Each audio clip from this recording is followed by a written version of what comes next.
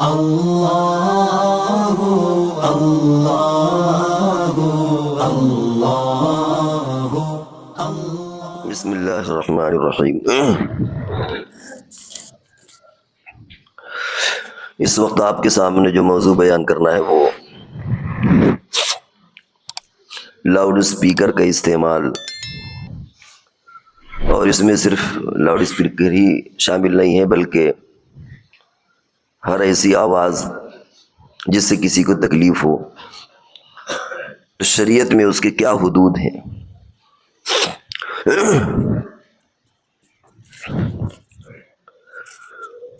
عام طور سے ہمارے یہاں جب ظلم کا نام آتا ہے تو ذہن اس طرف جاتا ہے کہ کسی نے کسی کو مارا ہوگا، ستایا ہوگا، پٹائی کی ہوگی، لیکن اس کی بہت ساری قسمیں ہیں، ان کو بھی سمجھنے کی ضرورت ہے۔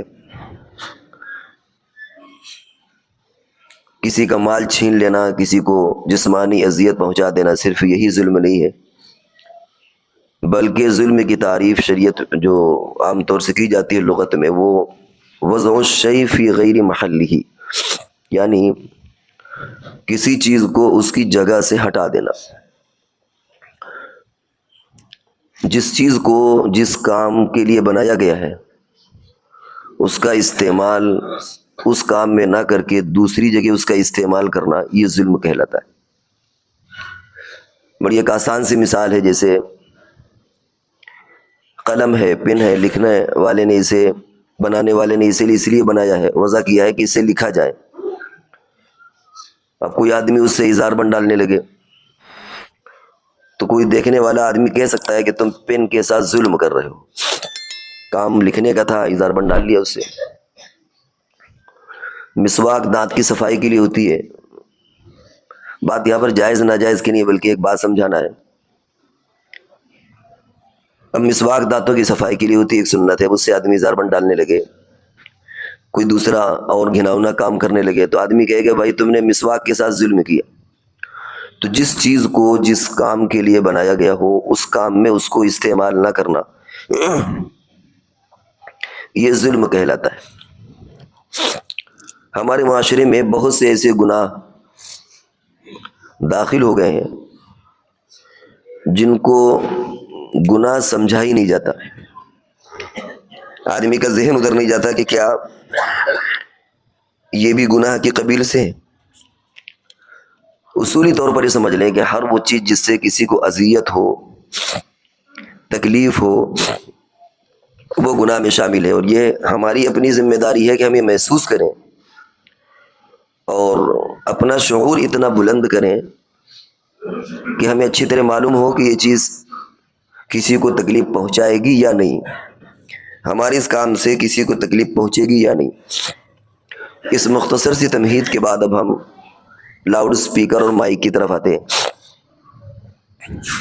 اس وقت اس کا بڑا بیجا استعمال ہو رہا ہے، شادی تقریبات میں، جلسے اور جلوسوں میں، چاہے وہ سیاسی جلسے ہوں، مذہبی جلسے ہوں، کسی اور نوعیت کے ہوں، تہواروں میں، حتیٰ کہ عبادت کی چیزوں میں بھی اس کا غلط استعمال ہو رہا ہے، اور یہی غلط استعمال پابندیاں پیدا کرتا ہے۔ حکومت جب کہتی ہے کہ مائک کم کرو، مسجدوں کی پھر اذانوں پر ایسا ویسا، تو ہمیں تکلیف ہوتی ہے، لیکن ہم یہ بھول جاتے ہیں کہ یہ نوبت پہنچی کیسے، یہ نوبت آئی کیسے۔ مائک اور لاؤڈ اسپیکر کا استعمال کب ہونا چاہیے اور اس کا دائرہ کار کتنا ہونا چاہیے، یہ بھی سمجھنے کی ضرورت ہے۔ کتنا اس کا دائرہ ہونا چاہیے، کہاں تک اس کی آواز پہنچے، اور اس کا استعمال کب ہونا چاہیے۔ ان باتوں کو نہ سمجھنے کی وجہ سے مذہب بھی بدنام ہوتا ہے، مسلمان بھی بدنام ہوتے ہیں، اسلام بھی بدنام ہوتا ہے۔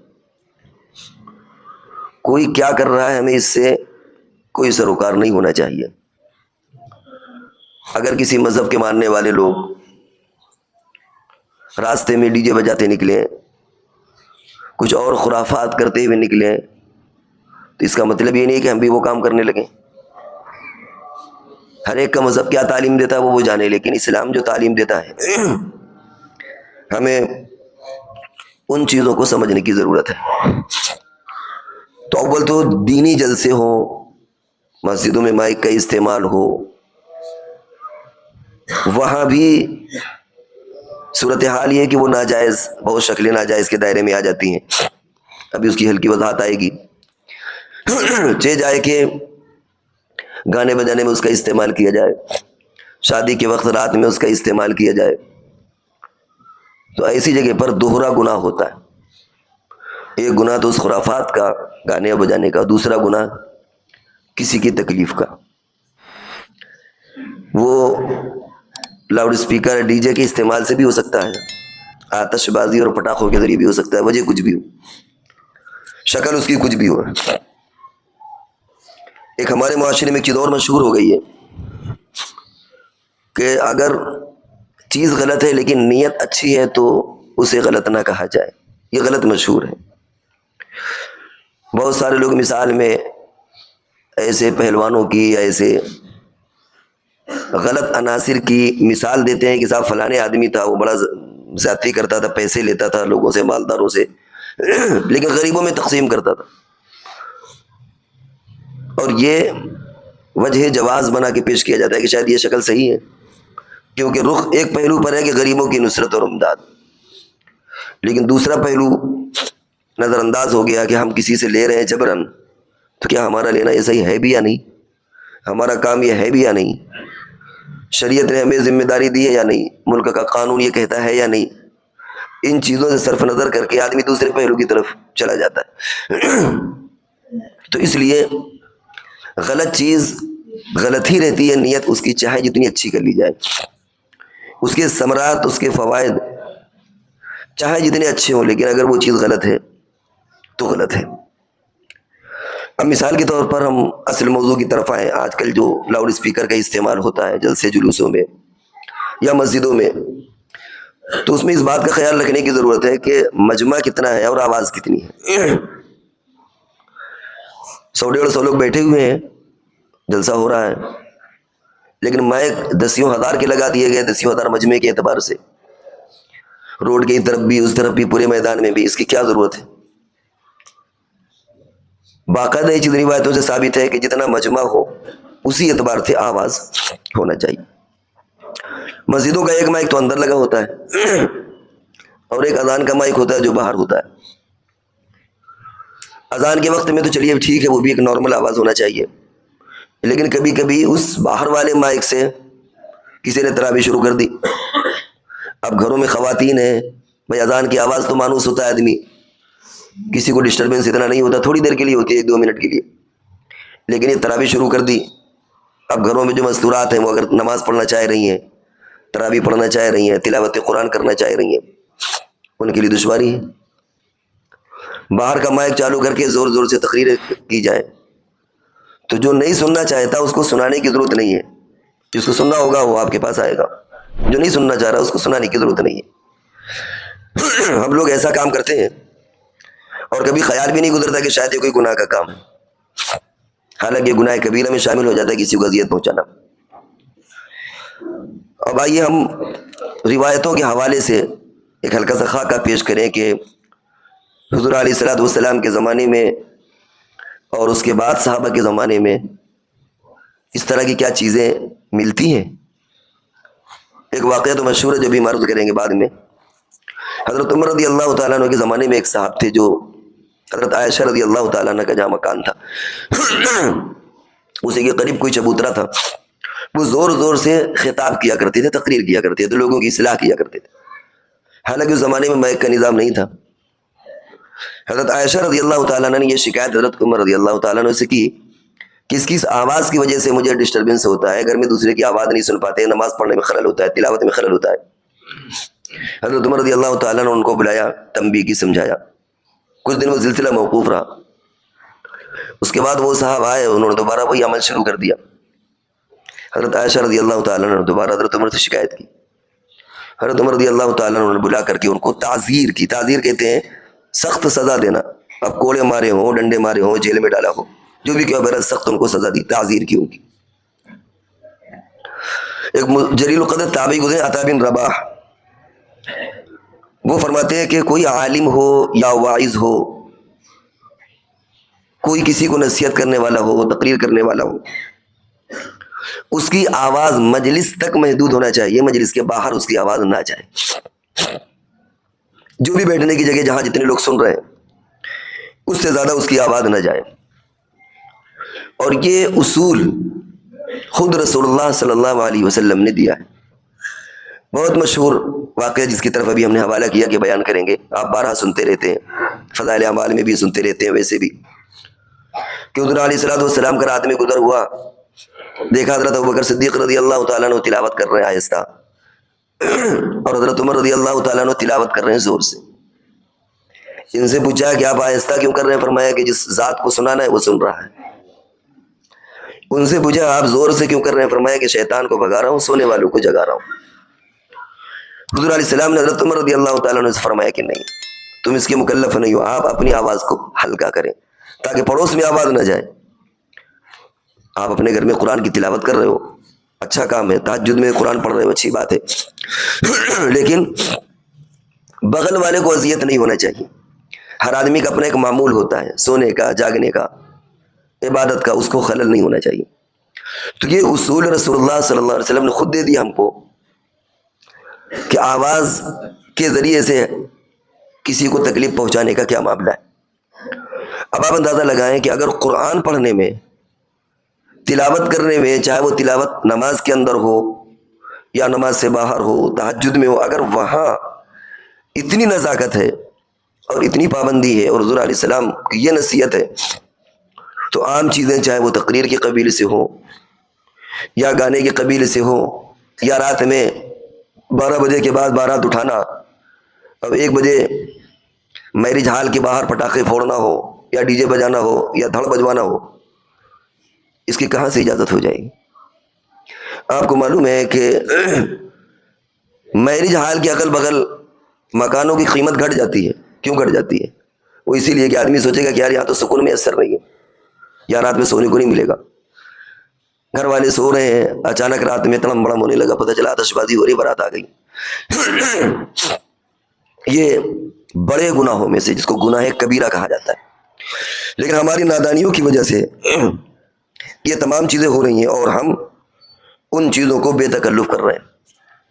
اچھا, عجیب بات یہ ہے کہ یہ ایسا مسئلہ ہے کہ اس میں کسی بھی مکتب فکر کا کوئی اختلاف نہیں ہے. وہ دیوبندی ہو, بریلوی ہو, اہل حدیث ہو, کسی اور مکتب فکر کا ہو, سب کے یہاں متفقہ بات ہے. آپ کہیں سے بھی فتویٰ لے لیں, جواب یہی آئے گا. پڑوس کے ملک میں, پاکستان میں, ایک صاحب نے فتویٰ لیا اس تعلق سے کہ صاحب لاؤڈ اسپیکر کی آواز کتنی ہونا چاہیے, اور اس کا جواب ہر مکتب فکر سے لیا انہوں نے. دیوبندی مدرسوں میں بھیجا, بریلوی مدرسوں میں بھیجا, اہل حدیث کے مدرسوں میں بھیجا, سب نے بالاتفاق لکھا کہ ناجائز ناجائز ناجائز ناجائز. اور باقاعدہ وہ فتویٰ وہاں کا البلاغ ایک رسالہ, اس میں چھاپا گیا, پورے ملک نے پڑھا اس فتوے کو. تو یہ مسئلہ کوئی مسلکی نہیں ہے, جب ہم کریں تو صحیح, دوسرا کرے تو غلط, ایسا نہیں ہے. ہر مکتب فکر کی آواز ہے کہ شرعاً یہ چیز غلط ہے. ہم اپنے مذہب کو بدنام کر رہے ہیں, اسلام کو بدنام کر رہے ہیں. ہم اپنی گویا ایسی شبیہ بنا رہے ہیں کہ جس سے ہمارا مذہب بدنام ہوتا ہے. ہمیں شعور نہیں ہے کیا کر رہے ہیں. بہت سی جگہوں پر ایسا ہوتا ہے کہ مثال کے طور پر مسجد, اب تو خیر مائک پر بڑی پابندیاں ہیں. ابھی بھی جو مسلم محلے ہیں یا یہ کس سے پہلے مسجد میں اذان ہو رہی ہے اور مائک کسی گھر میں ادھر ادھر لگا دیا, ہارن بڑے آواز والے. اب اتنی تیز آواز ہے ان کی کہ نیچے اگر کوئی آدمی روڈ پر ہے تو اس بیچارے کے کان میں کھجلی ہونے لگے. آپ تصور کریں کہ جس گھر میں لگا ہوا ہے اس کے قریب قریب کتنی اذیت ہوتی ہوگی, اور خاص طور سے فجر کے وقت میں جبکہ سناٹا ہوتا ہے. لیکن بیچارہ وہ احترام میں بول نہیں پا رہا کہ بھیا مسجد کی ذمہ داروں سے یہ کہہ دے کہ بھائی کیا ہمارا ہی گھر ملا تھا, یا آواز دھیمی کرو. کیوں؟ اس لیے کہ وہ ڈرتا ہے کہ کہیں کفر کا فتویٰ نہ لگ جائے. لوگ کہیں گے ارے باپ رے باپ, اذان اذان کی آواز سے آپ کو تکلیف ہوتی ہے، مسلمان ہو یا کچھ اور، مسلمان ہو کر کے یہ کام نہیں کر سکتے، اپنے گھر میں مائک نہیں، ہارن نہیں لگوا سکتے، یہ سب جہالت کی باتیں، تکلیف ہے۔ اور حضرت عمر رضی اللہ تعالیٰ عنہ کا واقعہ یاد رکھیے کہ تہجد کی نماز میں تلاوت قرآن بغیر مائک کے، صرف یہ کہ پڑوسی کے گھر میں اگر چلی جائے تو حضور علیہ الصلوۃ والسلام نے منع کر دی کہ نہیں، اللہ کو ایسی عبادت پسند نہیں ہے جس سے اللہ کا دوسرا بندہ تکلیف محسوس کرے۔ ہر انسان کی اپنی ایک پرائیویسی ہوتی ہے، اپنا ایک ٹائم ٹیبل ہوتا ہے، اپنا ایک نظام ہوتا ہے سونے جاگنے کا، گھریلو زندگی کا۔ کوئی دل کا بیمار ہے، کسی کو نیند نہ آنے کا خلل ہے، کوئی دوا کھا کے لیٹتا ہے، اور ہماری اس طرح کی آواز سے اسے اگر اس کو تکلیف ہوتی ہے تو اسی کا نام ہے ظلم، جو شروع میں کہا تھا، اسی کا نام ہے ظلم۔ تو ظلم کہتے ہیں کہ ہر چیز جس کا جو دائرہ ہے اس دائرے سے تجاوز کر کے اس کا غلط استعمال کرنا، اسی کا نام ظلم ہے۔ ظلم یہی نہیں ہے کہ ہم نے کسی کے پیسے چھین لیا، کسی کا مال دبا لیا، کسی کو اذیت پہنچا دی، کسی کو تکلیف پہنچایا، کسی کو مینٹل ٹارچر کیا۔ اس کے ساتھ ساتھ ظلم یہ چیزیں بھی ہیں کہ جو ہم لاؤڈ اسپیکر یا کسی بھی ذریعے سے ہم تکلیف پہنچائیں۔ آج موبائل کا زمانہ ہے، موبائل میں آدمی کبھی کبھی ویڈیو دیکھتا ہے، کوئی چیز سنتا ہے اور بغل والے کو اذیت ہوتی ہے، شعور نہیں ہوتا۔ بچوں کو بھی سمجھانے کی ضرورت ہے۔ سب سے بہتر چیز تو یہ کہ آپ ایئر فون لے لیں تاکہ آپ کان میں ان کھوٹیوں کو ٹھوس کر کے جتنا آپ چاہیں آپ آواز تیز کریں، لیکن ہمارے کسی عمل سے دوسروں کو تکلیف ہو۔ آپ نے کبھی سفر کیا ہوگا ٹرین کا، آپ ٹرین کے سفر میں دیکھیں، آپ اپنے برتھ پر لیٹے ہوئے، پورے ڈبے میں ہر آدمی اپنا موبائل ویڈیو چالو کیے اپنا، یہ کیا طریقہ ہے بھائی؟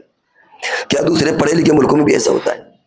وہاں تو اسے سب سے جاہل معاشرہ شمار کیا جاتا ہے، سب سے ان پڑھ معاشرہ، جسے اتنا بھی شعور نہ ہو، اتنی تمیز نہ ہو کہ ہم جو چیز سن رہے ہیں اسے دوسرے کو دلچسپی ہے بھی یا نہیں، کیا لینا دینا ہے بھائی؟